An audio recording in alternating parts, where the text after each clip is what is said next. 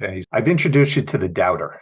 And if you haven't seen that video, we look at the consumer first in one-page case studies. This is all about building a sales strategy around what connects with the consumer. And the consumer we refer to as the doubter. And we know that the only way to convert a doubter to a buyer is with proof. Let's talk now the 5 steps of a consumer's awareness and what they go through in the process of buying. So we know that the theme is the doubter, and we're all doubters. I'm a doubter, you're a doubter. And where we start out is we don't know if something's right for us. We don't know who to trust. We go through this process of buying. Think about it when you go to buy something, or I know when I go to buy something, I start thinking about it. I start doing some research into it. I look at a lot of different factors before I buy. And that's what we're looking to do as marketers, as business owners, salespeople. We're looking to convert the doubter to a buyer. And if you're not selling, if you're struggling to get sales, the reason why is because there's something that somebody's not believing. There's something they're not trusting with you. And what it really comes down to then, if you don't show proof, the only way you can compete is on price.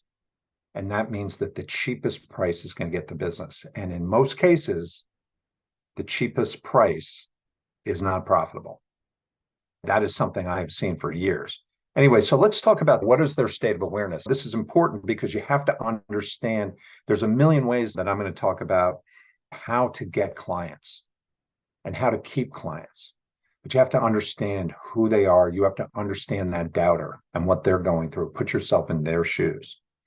And so let's look at how this works. This little funnel here at the top. Okay, the top is the person who's unaware. Think about yourself. I think about when I buy something, I don't know. I'm not even sure if I need this. We're all getting hit with things all day long.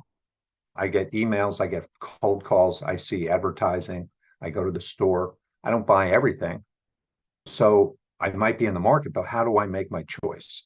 So in the beginning, being the prospect or the doubter, we're not really aware of what we really need. Something's triggering that we want something, but we don't really know.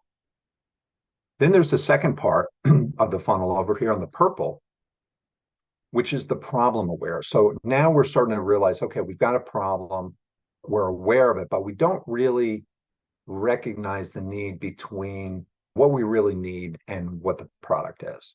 The third part is the solution aware. This is the third step in the process. Now we know what the product or the service is, but we don't know if it's right for us. And the fourth step in the green, as we get down the funnel, is the product or service aware.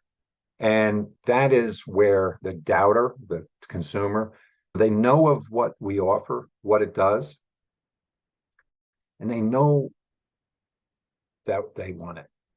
But can you show me some proof? Again, if you don't show proof, you're going to compete on price. If something's cheap enough, you might buy it. And then the fifth is, how much does it cost? I'm ready to buy. How much does it cost? That's the one thing that people are going to ask at the end.